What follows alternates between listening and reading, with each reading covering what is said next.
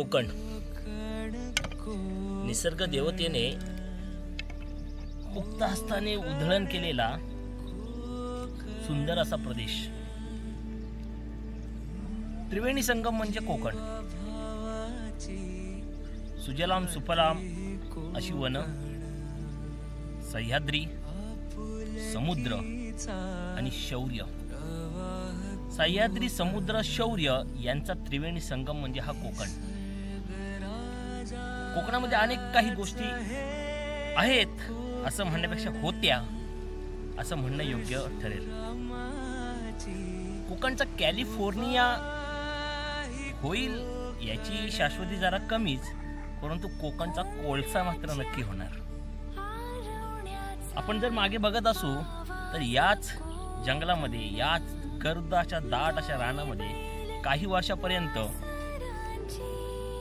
वाघ होते, बिबटे असायचे, कोलचिंदे, कोल्हे, लांडगे, रानडुक्कर भरमसाठ, हरिण, भेकर, ससे, लांडोर, मोर यांचं वास्तव्य असायचं. अनेक लोकांचा राबता सुद्धा या डोंगरामध्ये असायचा, या जंगलामध्ये असायचा. परंतु काही लोकांची दृष्टी या कोकणवर पडली आणि कोकणचा कोळसा होण्याला सुरुवात झाली. नाही, आधुनिकीकरण आणि बदलतं जग हे सगळं मान्य आहे हो, परंतु त्यासाठी या कोकणमधल्या जंगलांचा होणारा ऱ्हास मात्र या कोकणकराला मान्य नाही आहे. सगळं संपत चाललंय. जंगल श्वापद शेतीची नासाडी करतात.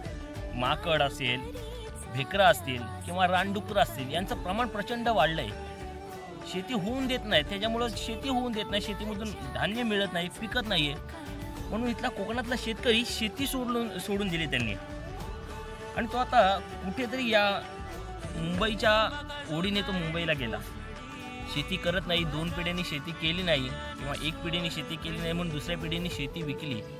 स्वतःचं असं म्हणण्यासारखं काही नाही राहिलं या कोकणी माणसाकडे. आम्ही नेहमी म्हणतो कोकणची माणसं साधी भोळी, काळजात त्यांच्या भरली शहाळी. परंतु ही शहाळी उगवण्यासाठी सुद्धा कोकणातल्या माणसांकडे जमीन तर पाहिजे की नको. खूप वाईट अवस्था आहे कोकणाची. मोठमोठे प्रकल्प येतील, जंगल नष्ट होईल, इथे मोठमोठे पाण्याचे बंधारे होतील, पाणी मुबलक प्रमाणात साठेल, परंतु त्या पाण्याचा उपयोग कोणासाठी होईल हो? इथल्या भूमिपत्रासाठी. त्या पाण्याचा उपयोग करण्यासाठी स्वतःची जमीन ती हवी. माळरान, जंगली जमीन सगळी गेली. विकासाच्या नावाखाली सगळं संपलंय. अहो, लोकांनी शेत जमीन सुद्धा ठेवली नाही हो. मग या कोकणातच रायगड नावाचा किल्ला आहे, तुम्हाला माहिती असेलच. आणि या श्रीमद रायगडावरच 6 जून 1674 या दिवशी शिवाजी महाराजांनी 32 मानाचं सोनेरी सिंहासन उभं केलं. राजे छत्रपती झाले.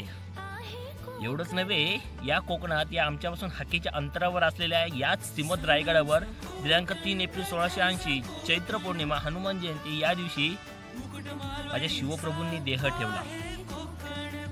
आणि याच रायगडाच्या हाकेवर असलेल्या या अशा या जंगलांमध्ये या जंगलांचा ऱ्हास होत चाललाय. या शिवप्रभूंनी 1664 साली त्यांचे मुंशी होते जे नीलप्रभू यांच्या हस्ते औरंगजेबाच्या सरदारांना एक पत्र लिहिलं.